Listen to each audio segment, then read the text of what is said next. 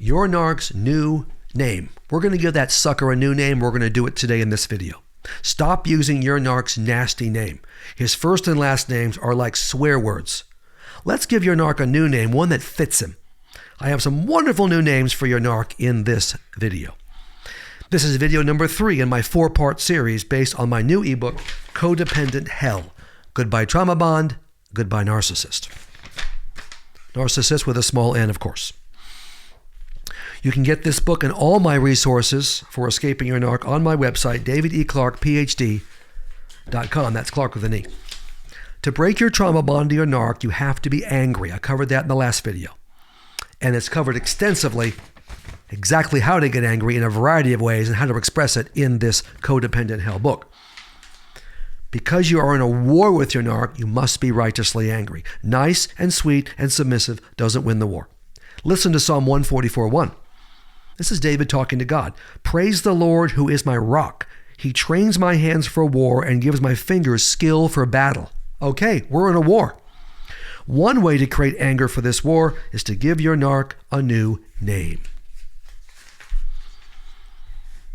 Never use your narc's name again. Once you hear this, and once you've got the book and have read it, you're done with his crummy, nasty name.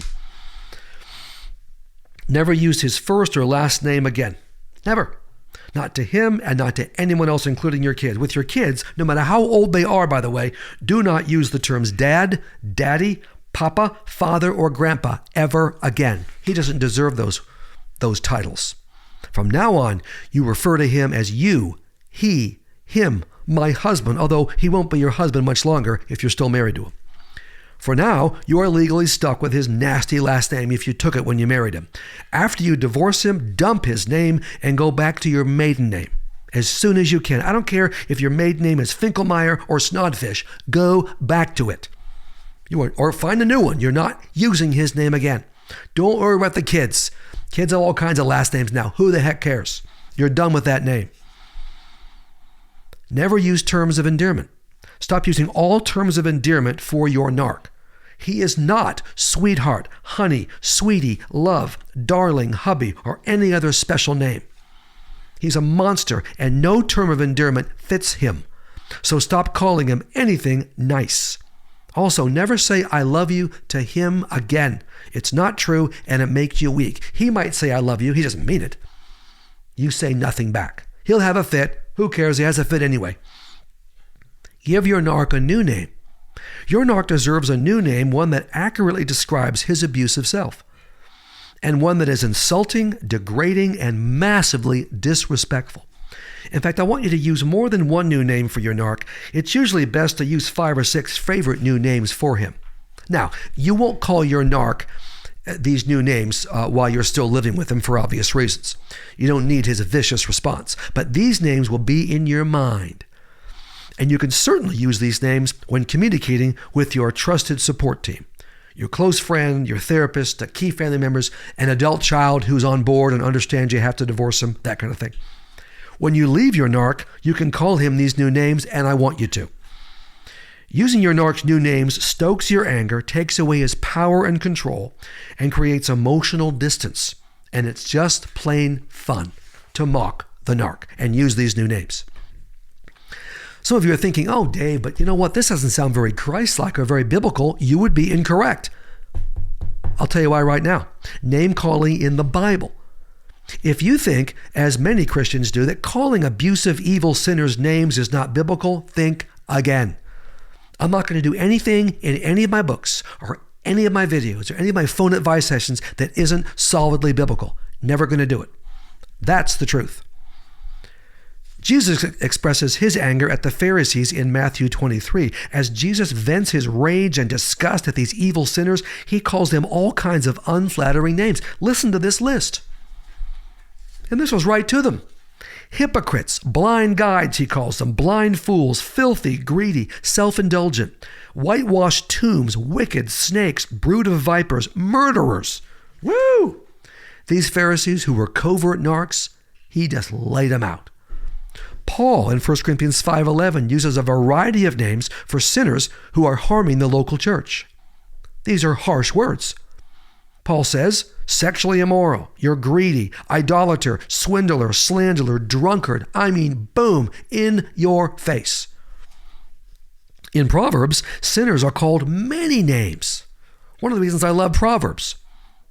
Look at all these that are in Proverbs, applied to serious sinners. Fool, sinner, simple, mocker, wicked, perverse man, adulterous, unfaithful, violent man, evil, sluggard, scoundrel. Many of these apply to a narc, of course.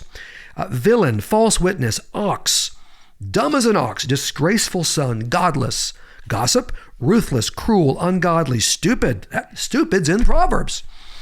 So when I call the narc stupid, hey, I'm being biblical. Disgraceful wife, warped mind, liar, hot-tempered, glutton, stingy, drunkard, wayward wife, schemer. And you notice there are women in here too, because women can be narcs too. Quarrelsome, madman, malicious man, enemy. What a great list of names. Are you kidding? Abigail in 1 Samuel 25 calls her narc Nabal wicked, ill-tempered, a fool, cursed. So, name calling a sinner, absolutely biblical. Choose your narc names. I want you to feel free to choose names that Jesus, Paul, and the writers of Proverbs and Abigail use, the ones I've mentioned. But to make this easier for you, the blonde, my wonderful and edgy wife Sandy, have come up with a list of narc names for you to consider. And to see all these written down and refer to them, of course, get the Codependent Hell ebook. Here's the list. Narc, of course, small n.